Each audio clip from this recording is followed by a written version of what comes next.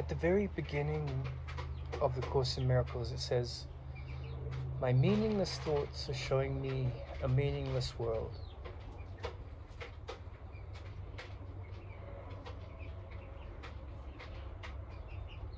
And one of my favorite passages in the Course in Miracles is in the Manual for Teachers, when it goes into the 6 stages of the development of trust. And the 5th stage is a period of sorting out. And I was hearing someone talk today about how you kind of go through these 6 stages like rinse and repeat in a washing machine cycle, and I agree with that. You have these profound spiritual experiences, and then the material reality pulls you back in, or the illusion of the material reality pulls you back in for a time, and you have some undoing to do. And the unconscious, the hidden guilt, the idea that you are a body, that this universe that you're part of or seem to be part of is real, and that you killed God and live in the aftermath of that. And whatever angry thought, whatever judgment, whatever attack thought, whatever defense thought, whatever insecurity manifests as the latest echo of that belief keeps us trapped in the illusion.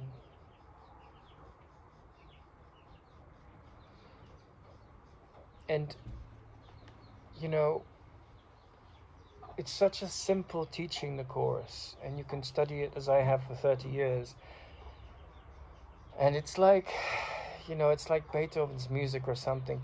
You listen to it, you imbibe it, you start to live the beauty of it, translate it into the meaning in your life, and you open one door and then you listen to the music again, and it leads to a deeper nuance, and you ride this wave. But you know, the goal of the Course is to know yourself, and the means to get there is forgiveness, and the motivation is peace. And I remember when I first met my teacher, or actually later on in my relationship with him, I had a meeting privately. It was 3 meetings, and he asked me, you know, do you ask for your fingernails to grow? I said no. Meeting finished. Second meeting, same question. I said no. Meeting finished. Third meeting, same questions. And then he said, you know, when the mind is very quiet, it becomes aware of other forces at work in life. And just as your fingernails grow without your asking, as your heart beats, you know, you start to see how the extension of the movement of wisdom is there behind an earnest seeker. You know, this search for meaning is very, very primal and basic, because somewhere inside our minds we know this world is meaningless. We know that all the attack thoughts with all the judgments, all the condemnation, all the wars, all the pettiness, all the insecurity has no relationship to who we are. And I went on this degree course. I talk about it quite a lot because it really was, the lady that I was listening to today, she was talking about how when you go through this 5th stage again and again of coming to trust, you experience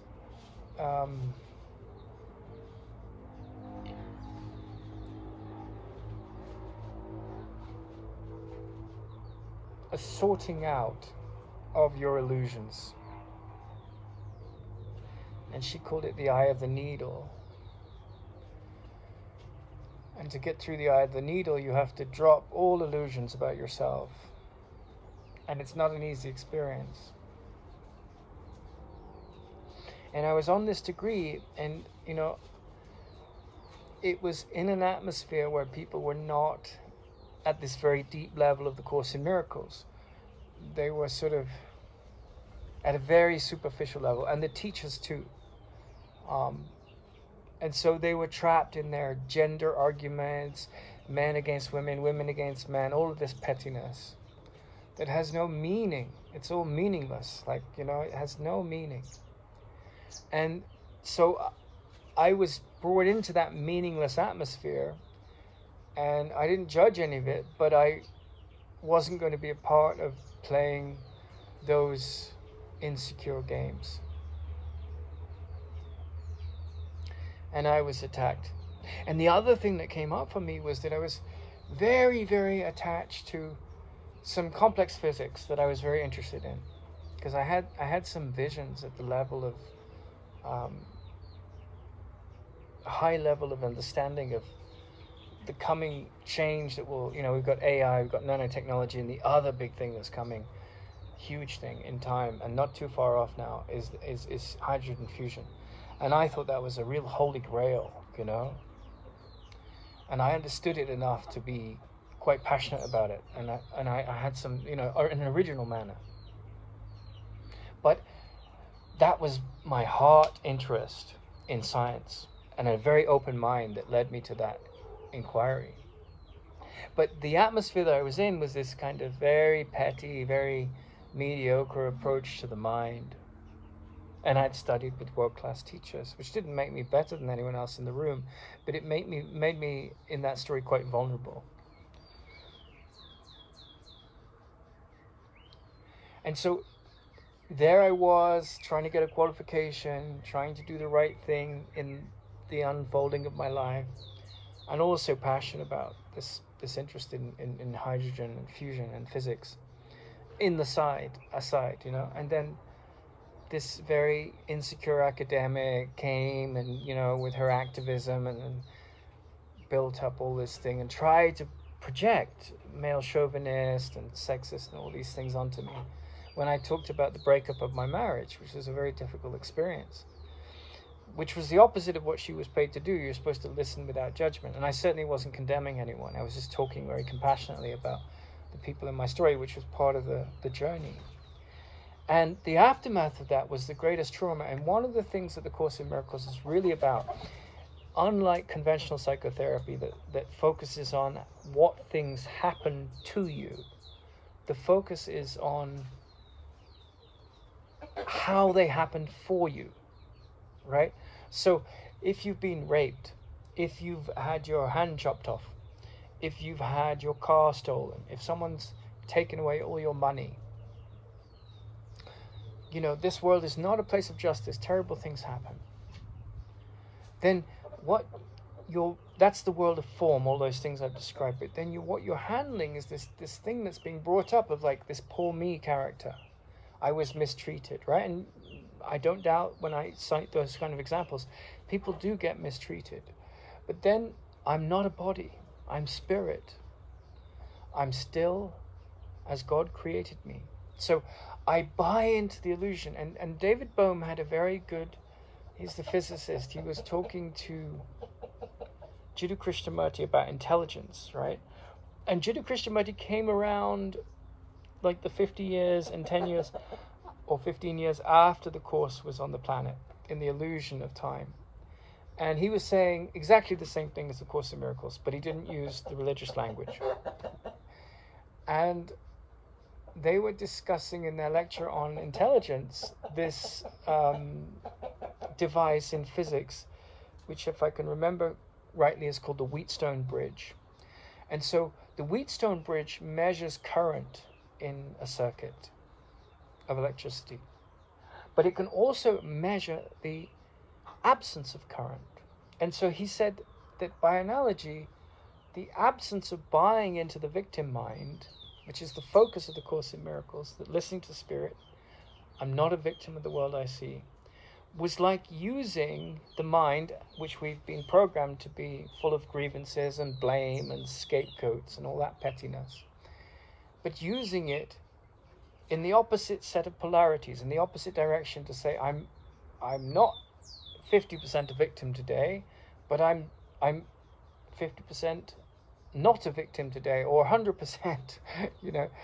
And so he used this metaphor of the Wheatstone Bridge in reverse to describe psychological health. That, you know, once you've triumphed over this world, not in terms of the law of attraction and fixing all your desires and all that, but in ending your upset, then you are moving very rapidly towards self-realization. And that is why the Course starts with, my meaningless thoughts are showing me a meaningless world. And why it says, you know, when you practice this and practice this and practice this, you get very peaceful and very happy, and your problems with the body and the world dissipate at the level of the mind. And that can be very threatening to people who are very trapped in drama, because they want their drama. And you don't support that, you don't judge that, you don't condemn that, and you just love and see the focus on the light in them and in yourself, because there's no difference. We are one. But at the same time, what you find is, if you make a long journey in the movement of this, you get to that fifth stage over and over again, where you have to confront your interest in trying to fix the problems of the world, my interest in hydrogen fusion. You have to confront other people's lack of love for you as you experience it. You have to confront your status in society, which may be important or not, right? And look at that and just see it's relatively meaningless, but we attach so much meaning to it. And you have to confront your attachment to the body and its state. And you have to do all of this with the distance of what they call in the yoga tradition the witness, to look at the mind that's creating all this nonsense and drop it. And then trust and trust and trust. And so when all of that happened, you know, I had nowhere to go. I had to go first to a monastery in Sussex. I manifested that and managed to bring it together. And then I went to, there was a friend I could stay with in Canada. And when I was in Canada, it was like the vestiges of this interest in physics was there, because he's a very great physicist. And we talked at great length, and a technologist too. And but it was like I was carrying around this baby that I was ready to let go of, this attachment to material science, which I don't judge. It's a wonderful thing. And then, but it's just a tool, you know? And it's just a tool of Maya, right? How we use it depends on the projections that we bring to it. It could be insecurity, it could be love, right?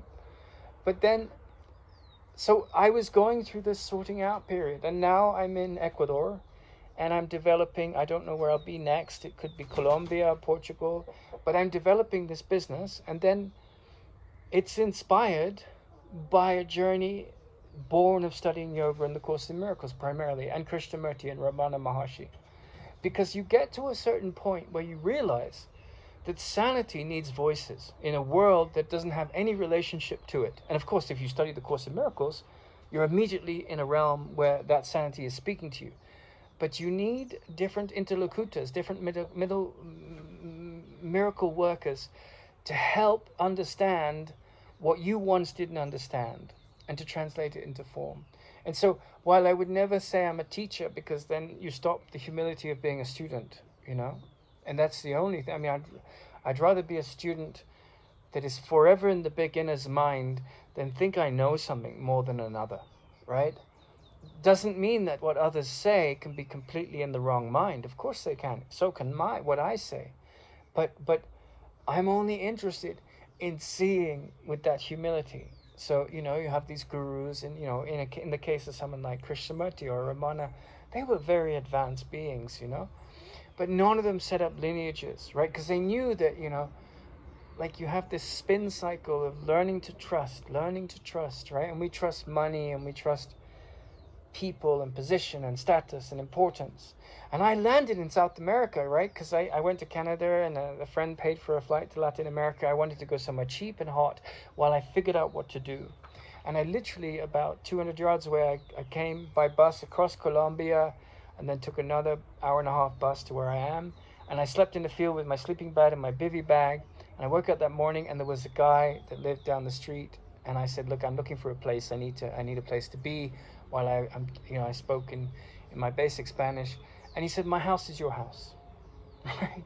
So, you know, it was an incredible journey going from this neurotic, insane asylum of the yoga school, of the psychotherapy department, which was so wrapped up in its neurosis and its knowing, and it's like holier than thou psychotherapists that thought, you know, I've got the professorship, I know what and you don't know. And it was just, the insecurity was through the roof, and there was no trust, there was no faith. It was all about insecurity ruling the roost of, you know, professorships and PhDs. And of course miracles happen in those environments, right? But you have to start with this humility of saying, you know, meaningless thoughts create a meaningless world. So a world where there's victimhood, a world where there's victimizers, a world where there's attack thoughts and defense thoughts. And right at the beginning of the course, they said, you know, what creates a safe space? Bingo. 30 years of study of the Course in Miracles. The thing that creates the safe space is the ending of attack thoughts. What's attack thoughts got to do with safety?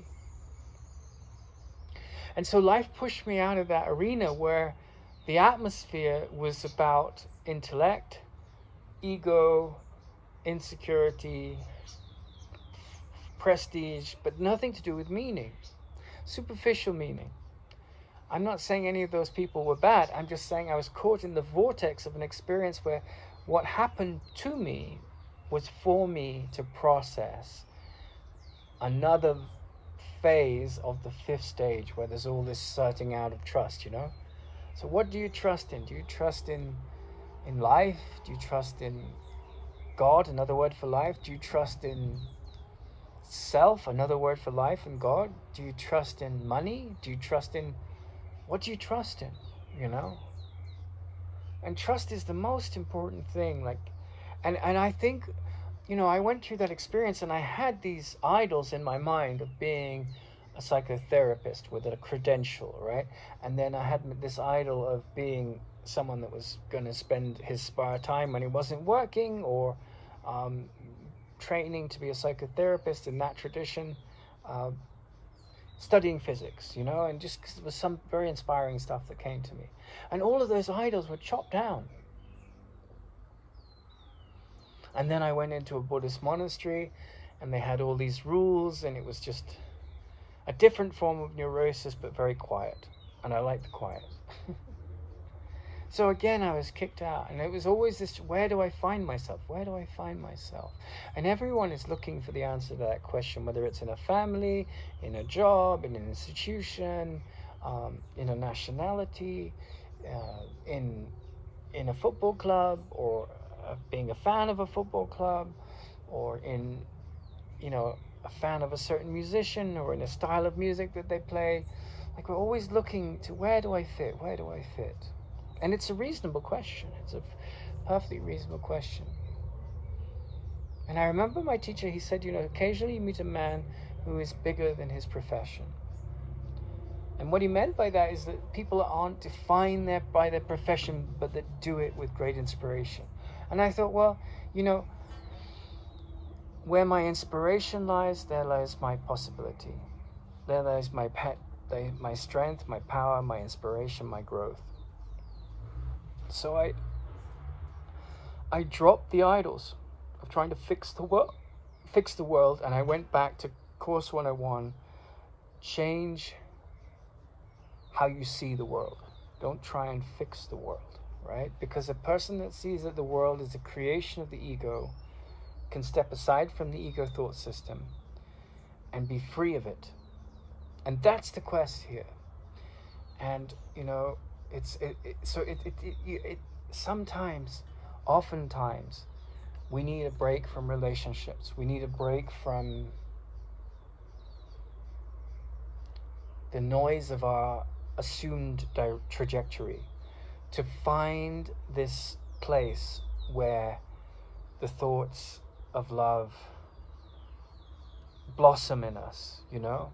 And it's really quite a harrowing experience where you're clinging to trust.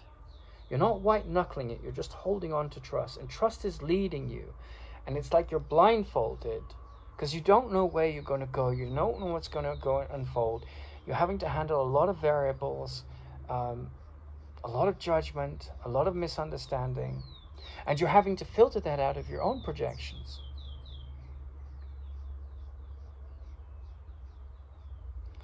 But if you stick with the wisdom of the Course in Miracles, and you don't form opinions and berate and judge people, and you do what's practical, and you're always kind to yourself and others,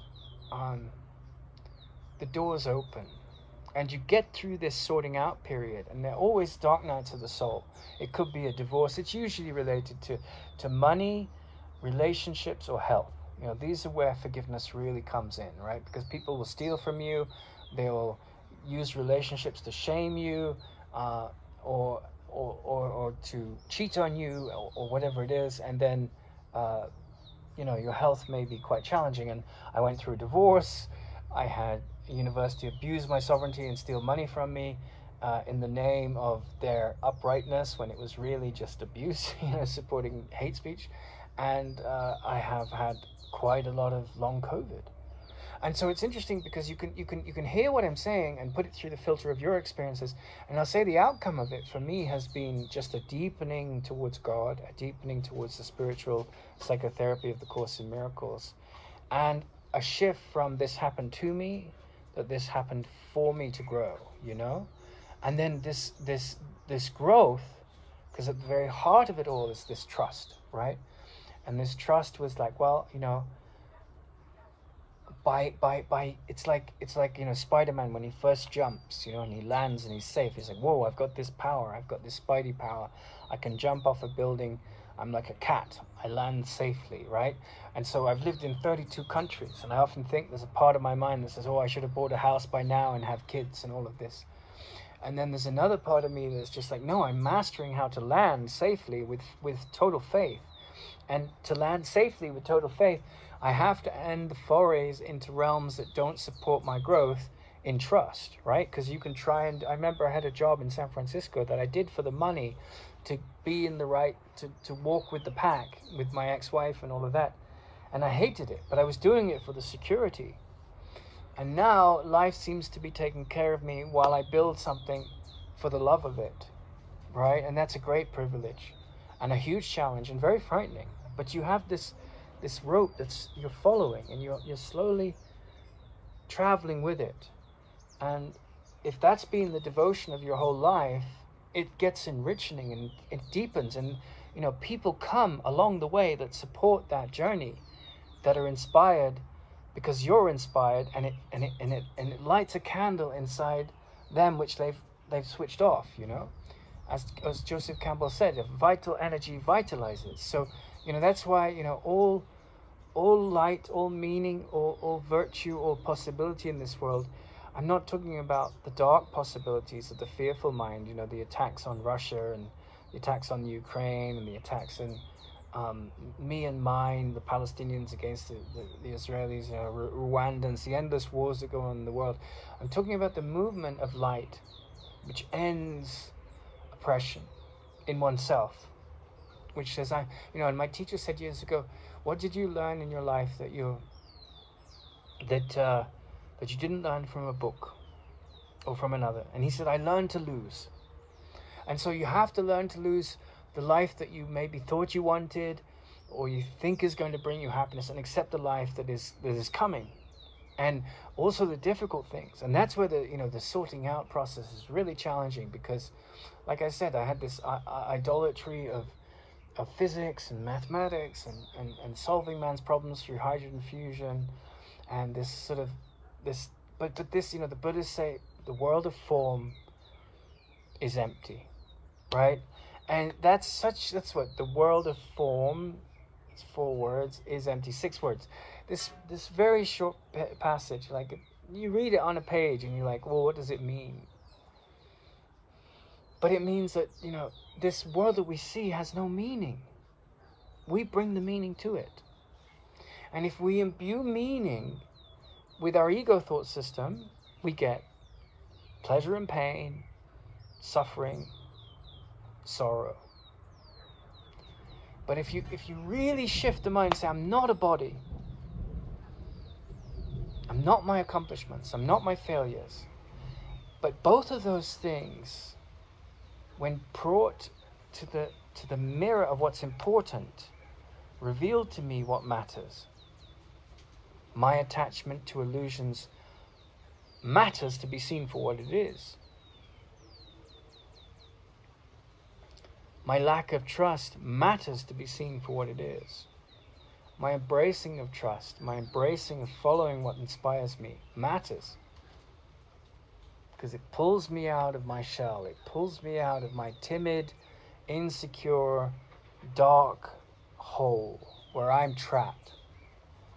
Going through a horrible, difficult divorce, it shows me the metal I'm made of. And if I can drop the bitterness, if I can drop the victim mind associated with that, I've made progress in the direction of meaning. And so, a man that has no grievances is a saintly figure. And when I say saintly, I mean sane. I don't mean some religious character that we go and pray to in a church. But I mean someone that sees that, they're not invested in the movement of the Wheatstone Bridge towards insanity. They're speaking allegorically, speaking metaphorically. They are investing in this wholeness of love. And it's something that happens. You feel it, like your heart just fills with love. And I found it very helpful in my life when I've been alone a lot, because the whole noise of the relationships of the world sought to dampen out. He said this, she did that, blah blah blah, and this devotion to adoration flowers in you, and you watch the news, and you watch these people with their bitterness and their history and their isms and their nationalities, and you think, that has no meaning to me. Because it's not meaningful. There's no love in it. It's just, here's a wall, I draw a line. I have no faith in drawing lines to separate myself and others. My faith is in pulling down walls. But then, you build a company, and you have to be very clever and careful in a way that doesn't allow the ego to take over, but honors your needs and others. And it's a journey, it's a journey of listening, being led, being inspired.